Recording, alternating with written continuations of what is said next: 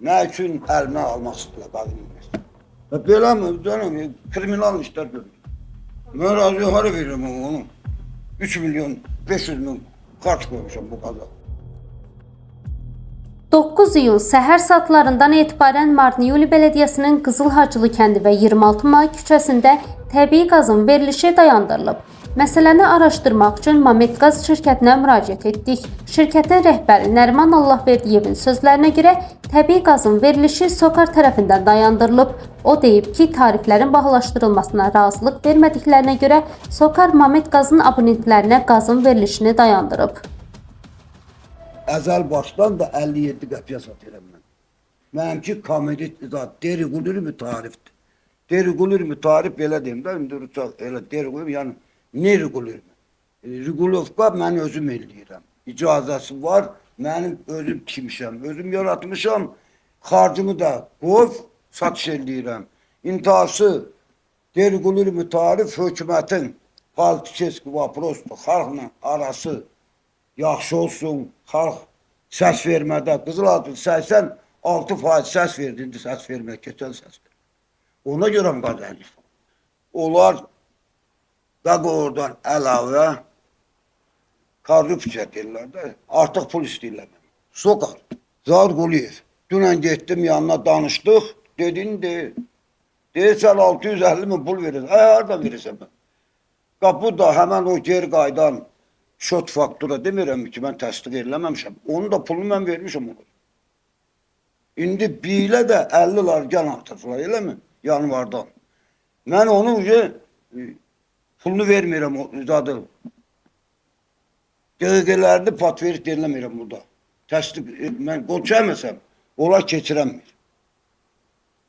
Mən də ona qol çəkməmişəm, amma alışı mən bilirəm neçə qubdur. Korporasiya bana deyir ki, bir belə sən götürürsən, mənim keçim var, özüm də yazıyorum keçim. Keçim nə yazıb, nə edib, hamısının pulunu vermişəm. Mənim daqavorum, onlar daqavorum. İndi həmən bunlar da suddadır. SOCAR. Onu da suda vermişəm ki, daqavorum, nə tərsində söhbət edirəm. Həmən işte deyirəm ki, qoy, sud qərar versin. Desə ki, siz düzsünüz, mən daqavorsuz, daqvardan yuxarı mən pulu verməliyəm, siz Allahsınız. Elə deyək. Siz nə desəniz olmadı. O nədir? Qanun yoxdur, haradadır?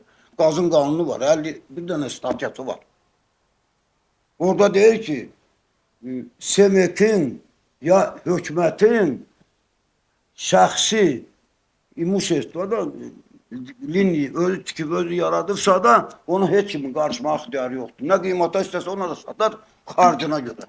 Cavabı suda vermişəm, sud qərar versin.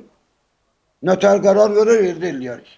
Ona qədər yəni xalq qazsız da var. Niyə qazı buraxmalı da olar? Ola ixtiyarı yoxdur qaz dayandırmaq. Şimdi böyle pekarlar var, balnisa var, o birisi var. Mənim 100 dənə kommersiya obyektim var. Onların pulunu ki veririm. Onlar ki bana 265 larla satırlar. Böyle dollarla satırlar. Kanunda deyir ki, SEMEK individual предприятияdır. Hökumət idarəsi deyil. O da 51 dənə kanuna tabidir.